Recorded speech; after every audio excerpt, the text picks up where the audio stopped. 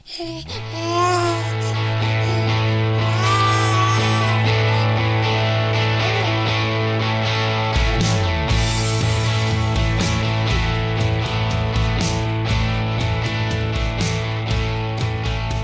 to the Aging Well podcast. I'm Jeff Armstrong here with Corbin Bruton. In this and the episodes that follow, we will share candid discussions on aging and hear from the experts. We are here to inform and encourage as we experience, aging. Is it possible that one can build strength with just one 3-second contraction per day?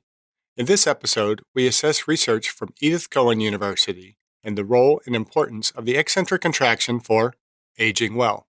So I came across an article that was published in New Atlas. It was written by Nick Lavars. The title of the article was called, "Do You Even Lift? Lowering Weights, a maybe faster route to growing muscles." And in that article, it had a few research studies from Edith Cowan University, and they talked about essentially concentric and eccentric movements. And I thought that would be a great subject for us to kind of dive into today. Where would you like to start? There are 3 articles. So the first one is greater effects by performing a small number of eccentric contractions daily than a larger number of them once a week. And the authors are Yoshida and others, again, from Edith Cowan University and some other institutions as well. The second study is comparison between concentric only, eccentric only, and concentric eccentric resistance training of the elbow flexors for their effects on muscle strength and hypertrophy.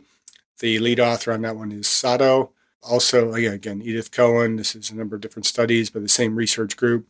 And then Sato is also the lead author on the third article, which is effects of daily 3-second maximum voluntary isometric, concentric, or eccentric contractions on elbow flexor strength. So essentially in all 3 articles, they're looking at using either an isometric contraction, a concentric contraction, an eccentric contraction, or a combination of eccentric and concentric contractions, kind of depending on the study. So for someone who maybe isn't as familiar with what all these contractions mean, isometric contraction, so maximal voluntary isometric contraction would be where you are able to hold a weight with maximum amount of force, but there is no shortening of the muscle or lengthening of the muscle. So you're holding it in place. And so they did all of the testing and training on an isokinetic machine, which basically regulates the movement, the speed of the movement. So the isometric, just you're fixed in that position. It's like pushing against the wall as hard as you can. Concentric contractions, that's what most of us are familiar with the lift. That's where we're actually lifting the weight against the resistance. So the muscle is shortening. Again, that was done as a maximum concentric contraction. So how much force you can produce at a set angular velocity. And then the eccentric contractions were the opposite. You're resisting the resistance at a set angular velocity. So the machine is pushing against you as hard as it needs to in order to keep you lowering the weight at a given velocity. And then in some of the studies, they also then did concentric and eccentric contractions. So what did they find in these studies? Conclusion, if we look at the effect of daily 3-second maximum voluntary isometric, concentric, or eccentric contraction of the elbow flexor strength, they found that performing one 3-second maximum voluntary contraction a day increased muscle strength, but eccentric maximum voluntary contraction produced more potent effects than isometric or concentric contraction. So we kind of begin with that. What are your thoughts on that conclusion? I think that's a really big way of saying lifting weight helps. Right? Well, yeah. Again, I think that's a really long way. But the focus is how are we lifting those weights? And I think a critical factor in this particular study is the fact that they're looking at only a 3-second contraction. Right. So many of us going to the gym, we're expecting, the ACSM guidelines are, 8 to 12 repetitions. And, so we're going and we're doing concentric, eccentric for 8 to 10 times. And typically, if you're doing those at a reasonable rate, now there's reason, and we can probably do that in another podcast to talk about the speed or the tempo at which we perform the exercises and the benefits that varying the tempo has. But in general, if you're going the very basic ACSM kind of guidelines, it's like a 4-second eccentric contraction, 2-second concentric contraction. It's just time under tension. Pretty much. But, Right. Time under tension, I guess, is another one of those fancy words that fitness influencers have created in order to have something special to say. I mean, time under tension, volume, there's a lot of different terms that can be used. I prefer volume because, time under tension, there's a lot of other factors involved in there. And if you only look at that time under tension, but you ignore the quality or the quantity of that time under tension, there's a lot of other things happening there. And so it's a lot more nuanced than just, okay, this exercise took me 60 seconds to perform. But if you think about it, if you're doing 6 seconds between the concentric and eccentric, and you're doing 10 repetitions, that's a 60-second exercise, roughly, give or take. This is looking at 3 seconds. And they're only doing 3 seconds. In this particular study, they were looking at really just doing it once a day. They performed the exercise 5 days a week for 4 weeks, and then looked at the changes in muscle strength and muscle thickness. Now, there's a few issues that I have with this particular study. The first is that it was done with sedentary individuals. So these are individuals who have not been doing resistance training. They had a relatively small number, although I'm sure it was enough for some effect size, and hence they were able to get this published. But they're looking at strength and muscle thickness in 4 weeks. And as you recall from physiology of exercise, 4 weeks you're going to get only, especially in a sedentary group, you're only going to get neuromuscular adaptation. Right. You're not going to get any changes in muscle hypertrophy. So does it make sense that you're going to see increases in strength? And of course, because you're going from doing nothing to doing something. And even though it's only 3 seconds, it's something, and it's going to stimulate some level of growth. And if you compare something to nothing, you're going to see some difference. And so I have some real issues with the study, but as we go through these studies, I think there is some good information to glean from those. And I think we'll kind of get back to that as we get further along. The next study, and I'm sure I'm messing up the order in which these were published, but when we look at the comparison between concentric only, eccentric only, concentric, eccentric resistance training. So in that case, there were 4 groups. So there was a control, and then there was one that only did the concentric movement, the eccentric movement, and then you had the concentric, the eccentric movement. And, one thing that they do concede in the study is that the concentric, eccentric group did greater volume than the others, because we look at volume as being the repetition times the resistance or the weight. And so they're doing more volume because they're going both up and down. But you're also doing, in a sense, more volume in the eccentric only because the muscle's capacity to resist the movement is much greater than its capacity to generate force in the concentric. Right. And so in that case, we're comparing apples to oranges to pears. And they're all fruit and they all have benefit. And it's just the degree of which benefit we're going to get. And some of this kind of is like, well, what's the preference?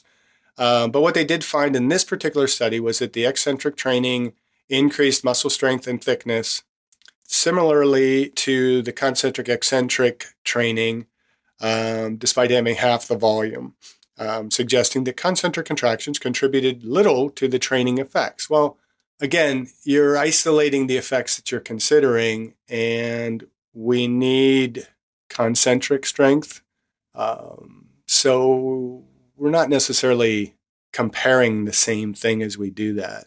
And then in the third study, greater effects by performing small number of repetition or number of eccentric contractions daily than a larger number of them once a week.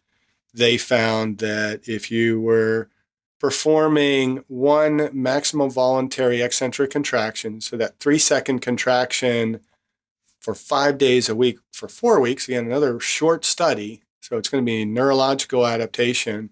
It's going to be very different if you extended this, if you had somebody train like this for 10, 12, 18 weeks, 52 weeks, several years. It's going to be different. But they looked at training 5 days a week for 4 weeks versus doing the same amount of work, I believe, in 1 day. And of course, we know already that if you spread the training load over multiple days, you're spreading the training stimulus, you're going to see a little bit better effects. There's the learning piece to that, but there's also the kind of the cellular stimulus for hypertrophy. And so, what are your thoughts on these studies? So I think the article I think these studies kind of go back to what Mike Metzer would talk about, and same with Dorian Yates, how they would talk essentially about, the fancy word of time under tension. And Dorian Yates, he would talk about, how you have the concentric movement, you do fatigue faster, but then that eccentric or the negative, you don't fatigue as often. So you have a higher resistance for that. And that would help with gaining that muscle that he was trying to pack on. However, I couldn't agree more with you. I think that a 4-week window is not enough research to do. And I think that this particular study is, for lack of the better word, a little obsolete. I think if it was longer, way more than just 4 weeks, I think maybe it would have some I don't know, some base to back it up. But I think within a 4-week window, it's not enough for us to actually go off of. Well, certainly when you're talking hypertrophy, it's not enough to go off of. But from a neuromuscular standpoint, there's some evidence there. But with the eccentric contraction, there's a lot going on there. I mean, you can resist more weight going in the negative direction, in the eccentric direction, than you can lift in the concentric direction. That's the basic AV Hill force velocity relationship. And there's also much to be said, and again, this is probably another podcast, but how fast we are performing those contractions are going to make a difference. Eccentric contractions do tend to result in more muscle damage, which should result in more hypertrophy, but it's also likely to result in more soreness because you're disrupting those muscle fibers to a much greater extent with that near maximal eccentric contraction.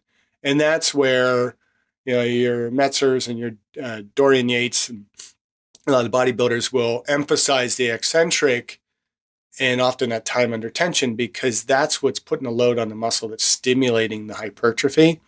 It doesn't always produce more strength because strength output and the adaptation to the muscle is specific. So we make specific adaptation to impose demand. And so my guess would be that if you did only eccentric contractions over time, you're going to get very good at doing eccentric contractions, but you're going to be very lousy at doing concentric contractions.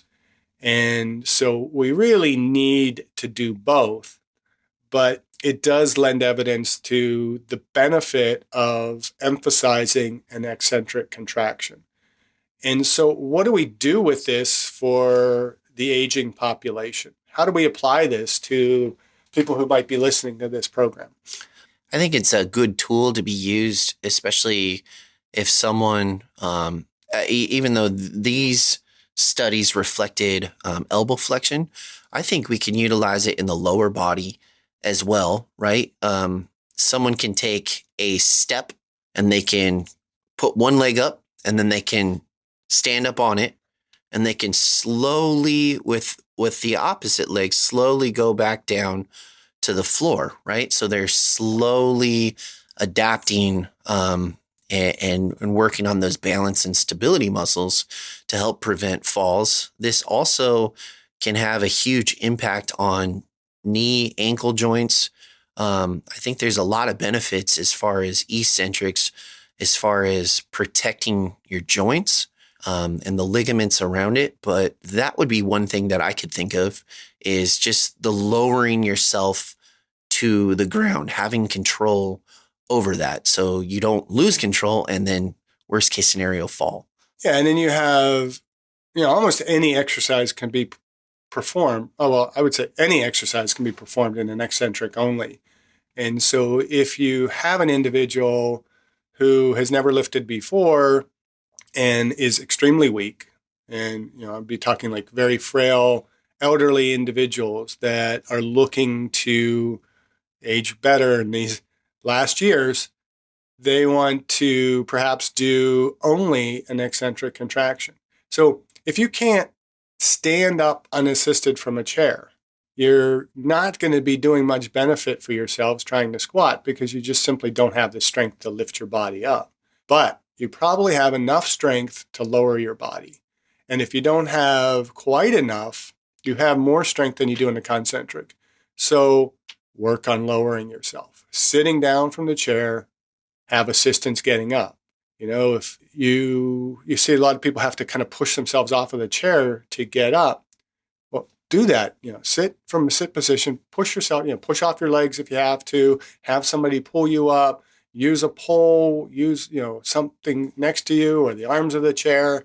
But then as you stand and go to sit, try and do as much of that unassisted as possible. And if you need a little bit of assistance, this is where things like the TRX can come into play. Having an assistant that can just kind of grab onto your hands and just give you just enough support to lower you. And then they keep taking a little of that support away, and you're slowly using your body weight more and more and more. You're actually progressing in that training, and you're getting stronger eccentrically, which should also transfer, as we can see from these studies, to more concentric strength. And then eventually you can begin to get better at doing the concentric portion. You can do the same with pull-ups. We're talking the very frail, but we can also talk about those who are just very sedentary and trying to do certain exercises that they're weak at. If you can't do a pull-up, I bet you can lower yourself. Right. And if you can't lower yourself, well, try and hang for as long as you can and build up that isometric strength and try and do that maybe at multiple joint angles. I remember when I was in middle school and we had the President's and Council on Physical Fitness tests that everybody had to do. For whatever reasons, they were biased against the females, and the females, they had to do the modified push-ups and they had to do chin hangs instead of doing pull-ups. And I guarantee you, I went to school with girls that could easily have done more pull-ups than me. And, much as just kind of skill and being able to use your strength in a certain way, but they had to do the hangs. So you can do those hangs where you just kind of get yourself up onto the bar, you're in a flex position, hold yourself for as long as possible, or then take that and start slower, lowering as slow as you can. And that initial lowering might be really fast because you're weak, but then you're getting a little bit slower each time. And then you get to the point where you can lower yourself for, if you're going to lower for at least the 4 seconds and then try and pull up, if that's still not helping, then take a longer period of time, lower yourself, build up that eccentric strength, and eventually that's going to begin to translate into concentric strength. And then maybe you're able to do then one pull-up and then focus on the lowering, and then get to do 2 pull-ups. And then, you build from there.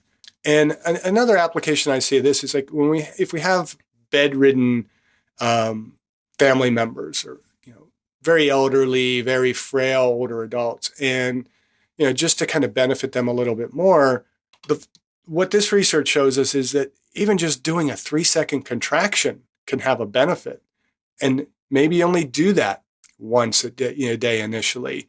And as, they respond very well to it, you're doing it, every day, maybe twice a day, a few times a day, and then you begin to build up that strength, and it can actually help the individual. So it also brings into play kind of a little bit, I think, on the training frequency, that it doesn't have to be a big dose, but it has to be an often dose. And as we experience that dose of muscle stimulus, we're going to adapt to it, and then we can begin to do more. Well, just so you talking about the pull-up, I remember I used to do that when I was personal training with clients and they couldn't do a push-up. I would have them hold that push-up plank position and just slowly go to the floor. And then just once they would, so I'd have them slowly go down to the floor. And then once they felt confident enough, we'd have them slowly go right above the floor and then hold an isometric. And then eventually they would get tired and then they'd go to the floor. But from that floor position, they always had the strength to push themselves back up into that plank. And then eventually they would do the full resistance of going down. And then it just kind of worked into the actual push-up motion. I discussed my epigenetics test with True Diagnostic co-founder Hannah Wendt in episode 162.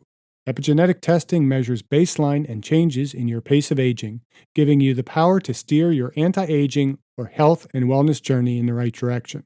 I learned that I am aging well. Click on the affiliate link in the episode description, use the promo code AGEWELL, and receive a 12% discount on your epigenetics test and monitor your pace of aging.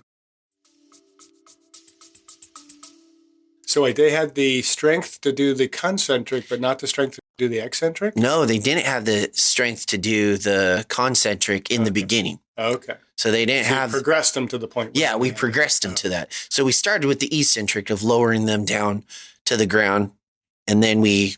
did the isometric hold. Did the isometric hold, and then... And then you started to progress to try and push up as much as you can. And I would presume too that maybe you could use bands, or even just grabbing the back of a person's shirt, help them kind of pull themselves up. You can unload that concentric contraction if you're doing it with a partner, and eventually begin to build that up. Yeah. It's the same way if you're using free weights. You can lower as best you can. I would recommend having a controlled stop point for that, so that if the person fatigues and they can't lower it at all. I mean, because once the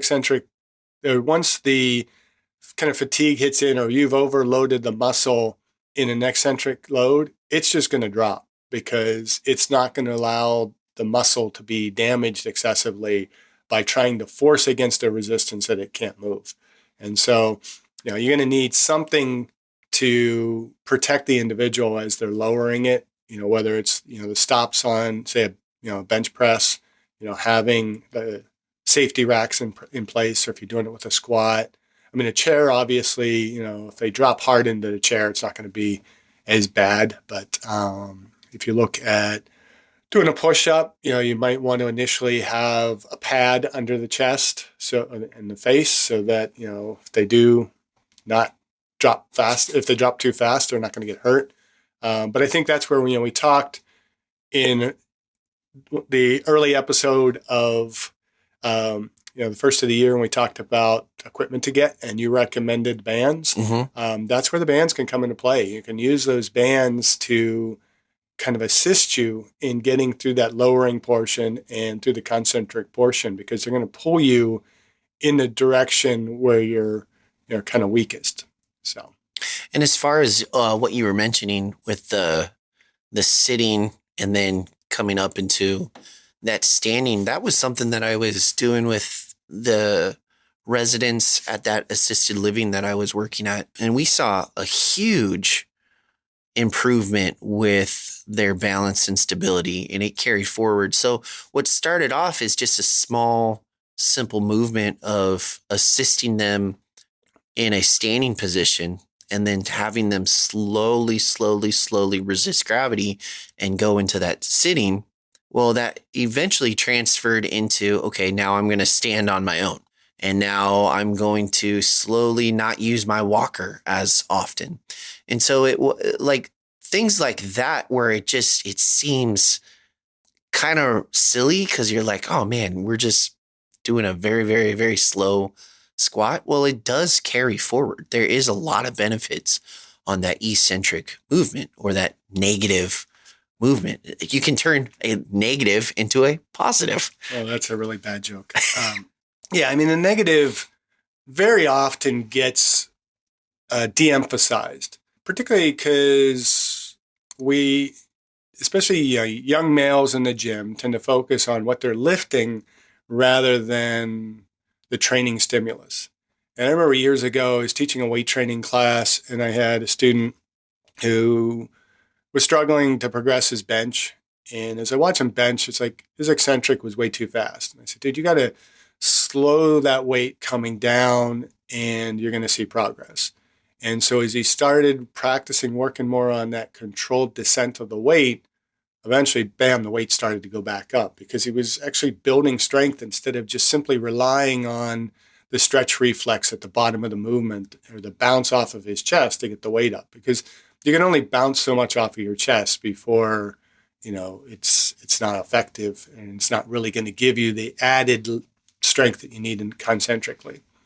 So, anything else with this study that we could chat about? I think there's some good stuff in here.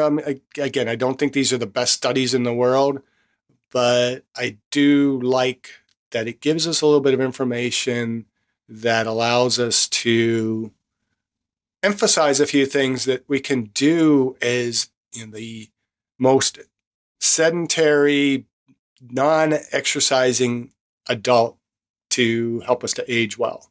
And one of those is to understand that it doesn't take a lot of repetitions to build that strength. And simply doing a 3-second eccentric maximal contraction. Now, most of us are not going to have access to those maximal contractions because we don't have access to isokinetic devices. We could take a barbell and really load it up, but don't just do that on your own. Make sure that you have, safety spotters, mechanical spotters or physical spotters, as well as individuals that are watching you, helping you to perform those movements. In many exercises, it's difficult to get to the starting point of those exercises. Okay, you do an eccentric movement. How do you get it back up to the concentric? So some of these exercises you might want to perform, say you could do them well on machines. It's a little bit harder on free weights, which again is a reason why I'd rather just promote doing the basic full concentric, eccentric contraction, and maybe give a little bit more emphasis to the eccentric contraction as we're attempting to build strength. But you can, say on a machine where you can lower it with one hand, but then raise it with both hands. Might be one way of kind of emphasizing the eccentric contraction. Any other thoughts on those? Well, the only thought I can really think of, and this is ever so slightly navigating into a different subject, but I recently heard a podcast not too long ago, and there was a gentleman on there, and one of his beliefs was you should never be sore after a workout. And as he goes in to describe this, he says, if you go through a workout and you're attempting to do 10 pull-ups, then the next day you're going to be super sore because that's all you could do. You could only do 10 pull-ups. But if you switched it to doing 5 pull-ups and then the next day doing 5 pull-ups and then the next day doing 5 pull-ups, well, your muscles never hit that level of soreness, but you're getting more volume, more repetition in every single day throughout the week. And then as far as the eccentric stuff that we're talking about, just thinking about Mike Metzer and Doreen Yates, they were wanting to fatigue themselves fully. So for someone that's kind of listening, should you go to a level of fatigue with the eccentric, or should we just have a nice balanced motion of, just get in as many, take however your maximum and then just cut it short. And then that way you can add more reps throughout the entire week. Okay, so you said a level of fatigue. You should always go to a level of fatigue or there's no effort involved. But you're talking about high, low effort, the degree of fatigue. Some of those workouts that Mike Metzer would have done back in the 70s when he was doing the Nautilus training stuff, that took fatigue to the extreme and it took much, much more time to recover. There's some that would argue that he may have actually seen better gains by spreading that out even further. I am much more of a mindset of high frequency, spreading the volume out over more training sessions rather than fewer, because you can load a greater volume in that workout without hitting what we would refer to as that maximum recoverable volume.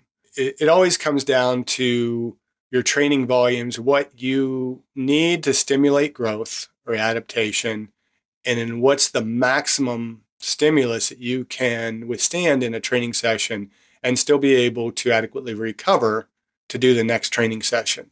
And so I would say that keeping it slightly below that absolute fatigue, you don't want to push these eccentric contractions, particularly either the more novice or beginner lifters don't want to be pushing themselves so hard to the point of doing so much muscle damage. Because remember, eccentric contractions are going to cause muscle damage, and that's where we get the delayed onset muscle soreness. It's going to be a bit demotivating to be really sore going into your next workout. And so, particularly for those of us that are looking to improve our health and physical performance for aging well, there's no need to push to that degree. Bodybuilders, they might do things a little bit differently, but you also have to consider that they're often supplementing, perhaps dosing pharmacologically, and doing some of those other things that help to recover from those stimuli. So, if you're really trying to maximize the muscle gains, we're talking a different story. But if we're looking at improving strength progressively over time, over our age, trying to minimize the effects of aging, so sarcopenia, osteopenia, and those types of things, a more frequent, moderate to high dose of stimulus is going to be much more beneficial than hitting an extreme dose less frequently. And so I would recommend, and it's one thing you could take from these studies is that, again, it doesn't take a huge dose. We can see with 3-second maximum contraction on a daily basis, 5 days a week. So it's only, 15 seconds a week. They were able to actually see improvements in strength. And they claim, I think on that as well, in that particular study was there. Let me see. I don't believe that they saw, and they saw no changes in muscle thickness, which, of course, you're not going to see it in 3 seconds, 5 times a week.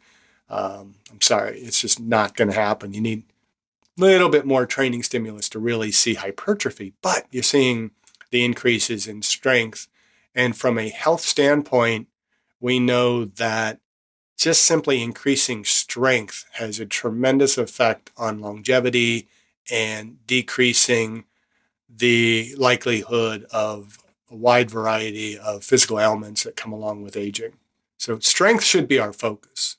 Most of us as we age, we don't want to put the effort and the nutritional restriction into our diet in order to significantly hypertrophy our muscles as we age. Unless you're really looking at being a bodybuilder or you are a senior athlete or something like that. You might need a little bit more, but you're getting your protein, you're getting a stimulus to the muscle, you're doing it frequently, you're progressively overloading, you're going to see improvements in strength as you age. So would you recommend for either a novice lifter or maybe a person that's been lifting pretty frequently throughout the years, would you recommend having them obviously keep a hypertrophy day to get the repetition in, but then also add in maybe a lower weight day, so where they're just focusing on the eccentric? That way they're really focusing on form, technique, and that's going to carry forward on their heavier lifting days. Again, I wouldn't classify one of those as a hypertrophy day and one as something else. They're both hypertrophy days. They're just going at the hypertrophy a little bit differently. You might be looking at varying strength days versus hypertrophy days. And you could do that in a more undulating fashion where across the week you may have more, higher volume, both concentric, eccentric days, and then you maybe have a eccentric only day. And then you have more of a power output strength day where you're doing your work higher weights, lower repetitions, and trying to do those as forcefully as possible. Those are all going to kind of come at the goals from different angles. And so I think you need that kind of variety within the training. You need that kind of planning. We talked about, one of the goals for the year should be a bit more periodization, a bit more program planning. There's a number of different ways to skin a cat, and they're all going to have similar effects. If we're looking at just kind of general performance improvement for aging well, we don't have to get all tied up in all the nuances of the training, but we need to vary things up a little bit. And again, we can perform that hypertrophy by doing both concentric, eccentric contractions. I often, to decrease some of the stress on the joints and on they say the back if you're squatting, will be to emphasize the eccentric portion. Go down slow. Take it nice and slow down into the bottom position. So you're doing a lighter weight. Doing it slower is creating a greater stimulus to the muscle because, again, you have that time under tension without extremely overloading the muscle eccentrically. You're not having to do a maximum eccentric contraction. You're doing, maybe it's 30% of your maximum eccentric contraction intensity, but you're doing it slower. You're getting that benefit of the slow eccentric contraction, the stimulus to the muscle fibers, and then you come out of it, you explode out of it. For athletes, that speed coming out of the bottom is important for athletic performance. And so you are kind of hitting that force velocity curve between the asymptotes, where you have one asymptote is at maximum velocity, which is almost zero force. And then you have the maximal eccentric contraction is where, you're just slowly lowering, really heavy weight. And that's going to speed up, you're only going to be able to lower or receive a weight at, a certain velocity. And that's when we get into like plyometric drills and things like that. So again, a lot more complication to the training that might not be as important to aging well, but it's going to have some benefits to performance. And so, yeah, I would do a little bit of all of this in your workouts. But as we were talking about, when you are really beginning and you're just trying to build strength, focus on that eccentric to build the strength. And just do the motion in the eccentric phase as slowly as possible until you can learn the mechanics of that movement, do it in a very controlled fashion. You build up some strength. And when you can, lift your body or lower your body very slowly, and there's some workouts where you do this is one of the things I did with my son when he had a car accident last year and couldn't lift any weight. They didn't want him lifting more than 10 pounds. Well, we can do some really, really slow eccentric stuff, and it's going to strengthen the muscles. And you're not lifting that the 10 pounds that the physician so astutely prescribed. A little sarcasm in there. But, really? If you try, just try squatting for 30 seconds, just lowering yourself for 30 seconds. Even if you are 600-pound squatter, you're going to feel that. Mm-hmm. And many of us probably wouldn't be able to do that. And so, you set that as a goal, or maybe, that's your workout. And you can do this stuff without weights. You go on vacation, you don't have to take weights with you. Do an eccentric workout. Just lower yourself or do really, really slow lunges and then, stand yourself up. Really, really slow eccentric lunge and then stand yourself up. Do those eccentric push-ups. And then just push out of it.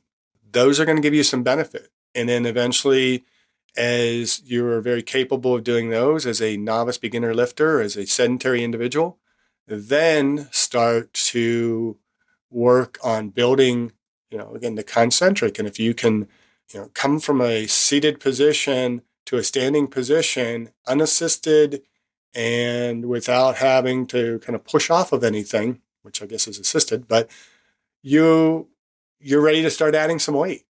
And so you start off, maybe you just start off with an Olympic set, 45-pound bar on your back, do a good, steady, controlled eccentric contraction, stand up. And if you can only do one repetition of those, then you rest, do some multiple sets. And then you build up to where you start adding weight. The whole 5x5 program is built on starting very light. If you start with a 45-pound bar and add 5 pounds every workout, as long as you're able to do the 5 sets of 5 repetitions, you're adding weight. in a very short period of time, you're going to build up a significant amount of strength. But again, eventually you're going to plateau on that because you can only add 5 pounds a week for so long before, those weights get way too big. But then you start manipulating other aspects of the lift.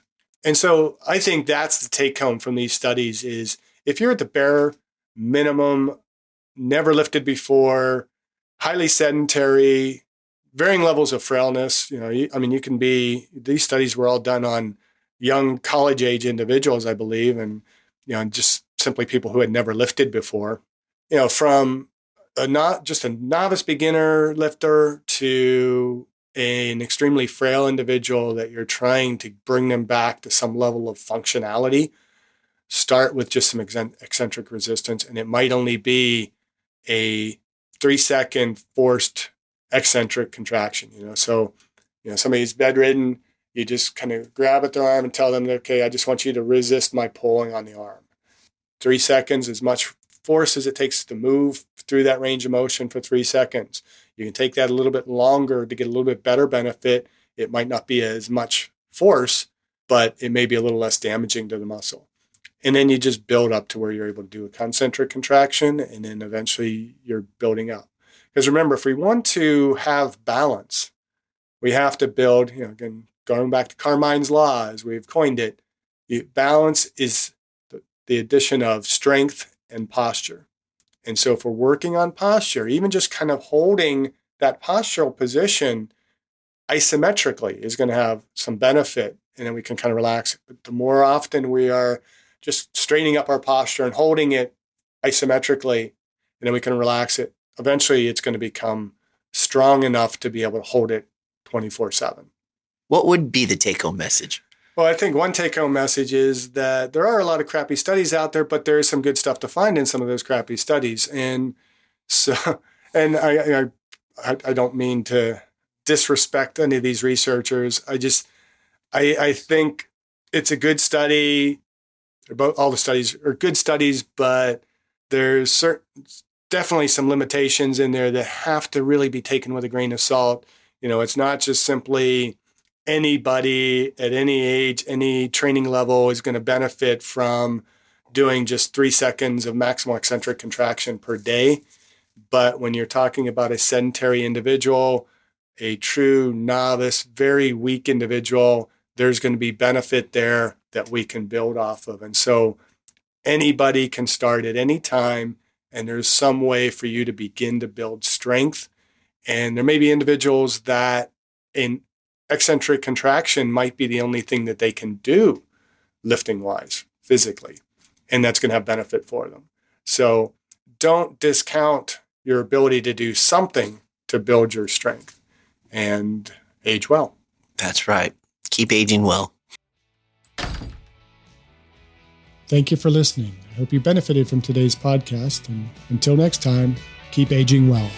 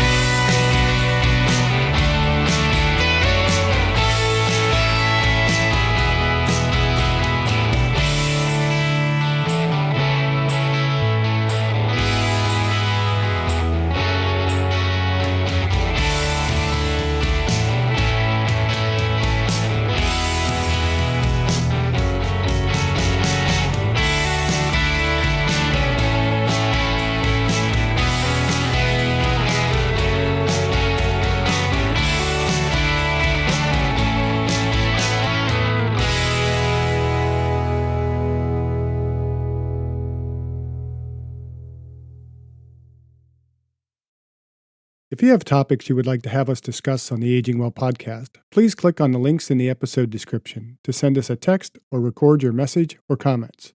We'd love to hear from you and how we can help you age well.